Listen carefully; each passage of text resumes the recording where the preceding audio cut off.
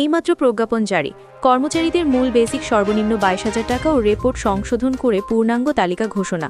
কর্মচারী ফোরামের সদস্যরা যেভাবে তাদের দাবিগুলো উপস্থাপন করেছেন, ঠিক একই পদ্ধতি অনুসরণ করে প্রায় সংখ্যক দাবি পূরণের সুপারিশ করা হয়।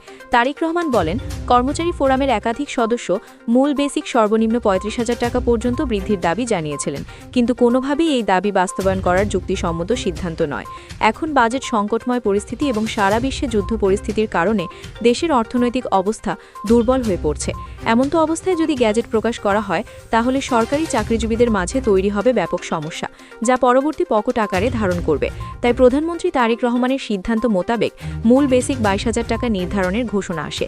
তিনি বলেন, সর্বনিম্ন 22,000 টাকা কোনোভাবেই কম বেতন নয়। বর্তমান দেশের অর্থনৈতিক ইতিহাস বিবেচনে 22,000 টাকা নির্ধারণ করা হলে কর্মচারীদের আর্থিক সমস্যার সমাধান হবে। সর্বশেষ 2015 সালে অষ্টম বেতন স্কেলে 8,250 টাকা মূল বেসিক থাকায় সরকারি চাকরিজীবীদের মাঝে যে ক্ষোভ সৃষ্টি হয়েছে, সেই ক্ষোভ থেকে পরিত্রাণ পেতে মূল বেসিক সর্বনিম্ন 22,000 টাকা নির্ধারণ করায় সরকারি চাকরিজীবীদের মাঝে প্রফুল্লতা ফিরে এসেছে। তারিক রহমানের এই সিদ্ধান্তকে পে কমিশনের একাধিক সদস্য সমর্থন জানিয়েছেন। বিশেষ করে পে কমিশনের চেয়ারম্যান জাকির আহমেদ খান বলেন, আমরা ইতিপূর্বে রিপোর্টে 20,000 টাকা নির্ধারণের ঘোষণা করেছিলাম। এখন যেহেতু 22,000 টাকা নির্ধারণ করা হচ্ছে, তাই এই বিষয়টি অত্যন্ত ইতিবাচক হিসেবে দেখা হচ্ছে। ভিডিওটির এই মুহূর্ত পর্যন্ত এসেও এখন পর্যন্ত যারা আমাদের এই চ্যানেলটি সাবস্ক্রাইব করেননি, তারা অবশ্যই আমাদের এই চ্যানেলটি সাবস্ক্রাইব করে পাশে থাকা বেল আইকনটি অল করে দিন। আজ পে কমিশনের চেয়ারম্যান ও প্রধানমন্ত্রী তারেক রহমানের সঙ্গে বৈঠককালে এই বিষয়গুলি নিয়ে আলোচনার পরে গ্যাজেট প্রকাশের নির্দেশনা আসে। তারেক রহমান বলেন, আজ রাত 12টার মধ্যেই গ্যাজেট প্রকাশ করতে হবে, কেননা বাংলাদেশের অর্থনৈতিক অবস্থা বর্তমান সময়ের জন্য নেতিবাচক হয়ে দাঁড়ালেও কর্মচারীদের আর্থিক সমস্যা প্রকট আকার ধারণ করছে। তাই যেভাবেই হোক, দীর্ঘ 11 বছরের বৈষম্য দূর করতে হলে আজ গ্যাজেট প্রকাশে বাধ্যতামূলক হয়ে দাঁড়িয়েছে। শেষ পর্যন্ত তারেক রহমানের সিদ্ধান্তকে সমর্থন জানায় অর্থমন্ত্রী আমির খসরু। তাই আমির খসরু বলেন, আমরা আজ গ্যাজেট প্রকাশের লক্ষ্যে পে কমিশনের সঙ্গে কাজ শুরু করেছি। আশা করা যাচ্ছে আজ রাত 12 ঘটিকার মধ্যে আমাদের রিপোর্ট প্রধানমন্ত্রী তারেক রহমানের কাছে উপস্থাপন করা হবে। পরবর্তীতে এই রিপোর্ট যাচাই বাছাই করে পূর্ণাঙ্গ আকারে কার্যকরে সুপারিশ আসবে। অর্থমন্ত্রী আমির খসরু বলেন, পে কমিশন ইতিমধ্যে যে রিপোর্ট উপস্থাপন করেছেন, সেই রিপোর্ট অনুযায়ী 400 কোটি টাকা বার্ষিক ব্যয় রেখে বেতন বৃদ্ধি করা সম্ভব। কিন্তু এখন যেহেতু মূল বেসিক সর্বনিম্ন 22,000 টাকা নির্ধারণ করা হচ্ছে, সেক্ষেত্রে বাজেট কিছুটা বৃদ্ধি করা প্রয়োজন। কতটুকু বাজেট বৃদ্ধি করা হবে, এছাড়াও পূর্ণাঙ্গ বেতন স্কেল বাস্তবায়ন করতে কোন বিষয়গুলো সংশোধন করা প্রয়োজন, সেই বিষয়গুলো নিয়ে ইতিমধ্যে কাজ শুরু করেছেন পে কমিশন ও অর্থ মন্ত্রণালয়ের কর্তৃপক্ষ। অর্থসচিব বলেন, আমরা বেতন বৃদ্ধির বিষয়টির সঙ্গে ওতপ্রোতভাবে জড়িত। আমরা যেভাবে বেতন বৃদ্ধির লক্ষ্যে কাজ করে যাচ্ছি, আশা করা যাচ্ছে দ্রুত এটি বাস্তবায়ন করার মাধ্যমে সকল সমস্যার সমাধান করা হবে।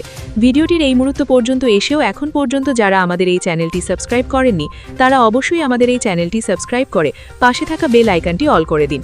নাম অপরিকাশিত রাখার শর্তে একজন ঊর্ধ্বতল কর্মকর্তা বলেন, বেতন বৃদ্ধি করার পাশাপাশি অবসরকালীন সুযোগ সুবিধা বাড়ানো প্রয়োজন।